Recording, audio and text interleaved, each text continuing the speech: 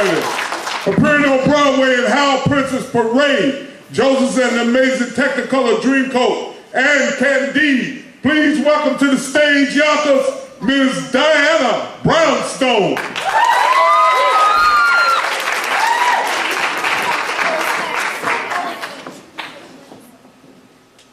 Once, I took a job as the office manager for a jewelry company. It was my job to manage the entire multi-million-dollar operation. Hundreds of accounts, a dozen office employees, half of whom only spoke Chinese, networking all the computers in the office, 4 phone lines. Hello, Nordstrom? We need the EDI for the Southwest order. New York Jewelry Company. Yes, Tom, the order will be ready today. What, Mrs. Gao? Beads no good? Okay, I sent beads back. It was very busy. My boss, Ida, was over made up, over pudgy, over 60, and still looking for a rich husband.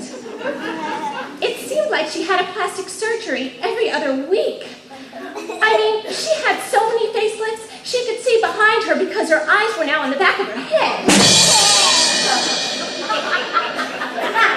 And she said she had chronic depression, so she was heavily medicated on the 3 Vs, Valium, Vicodin, and vermouth.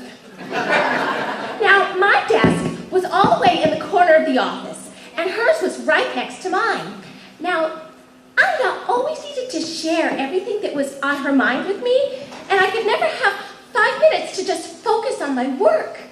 She would come waddling over, pulling her girdle down, which was much too tight, and make up silly nicknames for everyone. For example, her name was Ida, so she'd say, "My name is Ida. I'm Ida, so call me Durr for short." Oh, call me Durr. And you're Diana, so you're Ner. Oh, you're Ner. I tried to tell her I didn't like that nickname, Ner. It sounded like a non-person, but it was no use. From that moment on, I was Ner. And when she wasn't chanting to me, "I'm Durr, and you're Ner, the manager," she would dote on my work and make herself hysterical over it. "Ner, Ner, Ner, the mail is in, the mail is out." Well, as soon as I get back to my work and get my focus back, she'd come waddling over and tell me she was walking funny from the stitches that were too tight from her butt lift. Well, then she got in a kick that she wanted to make her lower lip larger and more voluptuous. I mean, it was bad enough that from all those facelifts, her lips were up where her forehead used to be, and she looked like this mutant pollywog. Oh! Well, the next week she came back to work with this huge lower lip, and now she looked like this annoying blowfish. "Ner, ner, ner, the mail is in, the mail is out. My lip was in, and now it's out." Oh, aren't I pretty? "Oh, yes, Durr, you're really pretty." And there I am trying to type reports and finish orders, and she'd go on. "Ner, ner, ner, ner, ner, did I tell you I was on the subway today, and I saw a rat? A fat rat. A rat the size of a cat. It could have been a chicken."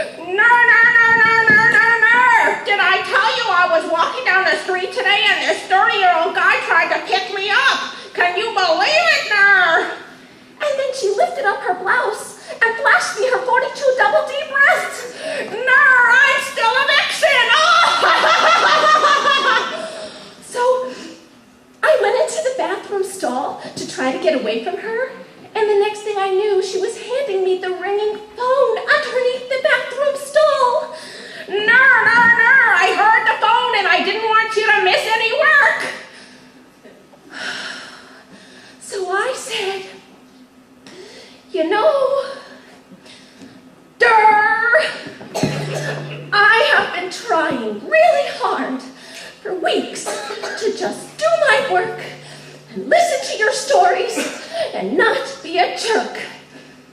So you think your rhymes are funny? Well, I think you're a dummy. You wanna be a wife, but you don't have a life. You ain't no vixen, you walk like a chicken, your body is fat, and you know that. There ain't no rat the size of a cat.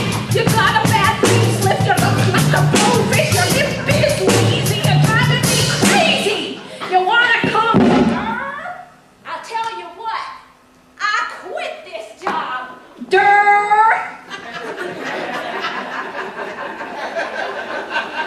And I never saw her ugly face again.